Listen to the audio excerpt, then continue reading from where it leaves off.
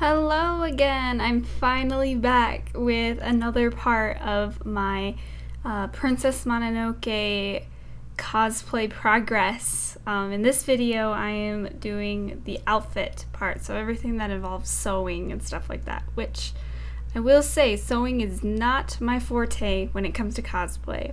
So if you're hesitant to start cosplaying because you're worried your sewing skills are not up to par, don't worry about it. I suck at sewing and I just kind of wing it and hope it goes well. It'll be just fine.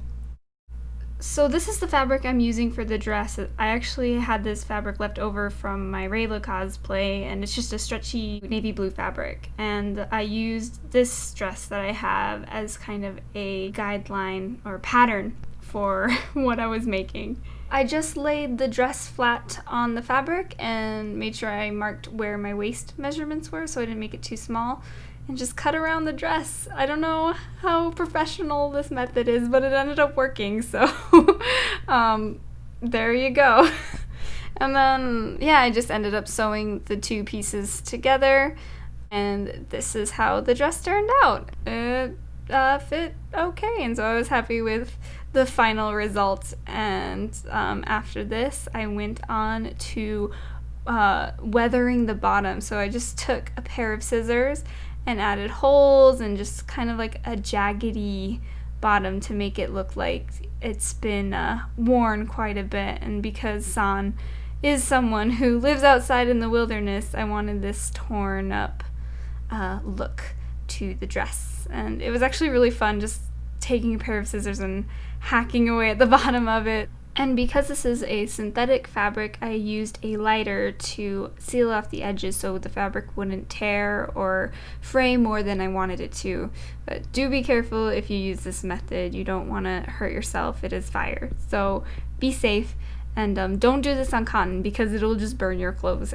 And this is what the dress was looking like after I weathered the bottom. And then I moved on to making the apron.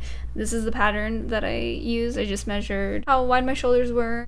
And next I just folded over and ironed the inside edges. I did the fold twice, that way the outermost edge would not be exposed and fray more. And then I just sewed over the edges.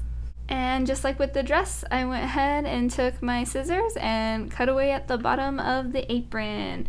Since the fabric I used for the apron was cotton, I could not take a lighter to it, so to seal off those edges and prevent them from fraying more, I just used some clear nail polish, and once it dries, it keeps it from fraying more and totally works. And then next I moved on to her fur cape. I cut out this pattern, totally looks like Santa's beard, and then before sewing it together I added these pleats because you can see here when it's lying flat there's no movement in the fur, and then with the pleats right there, it just makes it look more wavy and natural, I thought. And then this was the pattern I used for the tail. It's just a little triangle, and I sewed along the edges. So I sewed all of that together, and this is what it ended up looking like. And to make the cape stay on my shoulders, I decided to add snaps. With the costume on, I just took a pencil and marked where I wanted to sew the snaps on. And this will help the cape from falling off my shoulders. I started to work on the hood. Because the cape was already so heavy, I decided to make the hood a separate piece from the cape and just added this longer triangular piece at the bottom so there would be a weird gap where my neck was. And here's the pattern for the lining of the hood that I used.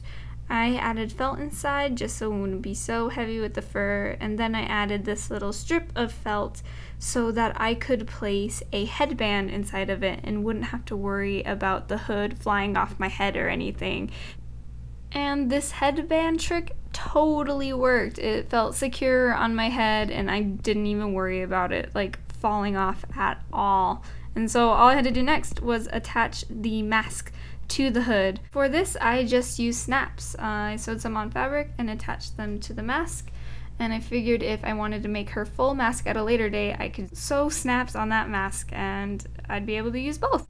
finally it was time for my favorite part, weathering. All I did was mix this color and then apply it to the apron. The key to this is not loading too much paint on your brush. I like to keep the brush pretty dry, and then just slowly add the weathering. It's a lot easier to build up the weathering than it is to if you accidentally add too much, and then it's a lot harder to try and take away some of the weathering later. And this is what the final outcome looked like. All nice and grimy and gross. It looks like now that it's been lived in. Next, I repeated the exact same process on the bottom of the dress, this time with just some black paint because the dress was already so dark that the black paint just made this really subtle weathering effect. And finally, it was time to weather the fur cape. All I did was mix some gray paint and with my brush trying to just brush up onto the fur, and I just kind of winged it until I was happy with the amount of color on it. And again, I kept the brush pretty dry, that way the paint didn't go on too heavy, and I was able to just slowly add more gray until I was happy with the result. And the bulk of the costume is finished.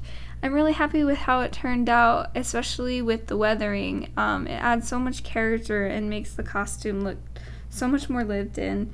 And yeah, the costume is almost done now. The next video will be all the accessories and the shoes, and then it's done. It's been really fun documenting my process, and thank you so much for following along. I will see you in the next one. Bye!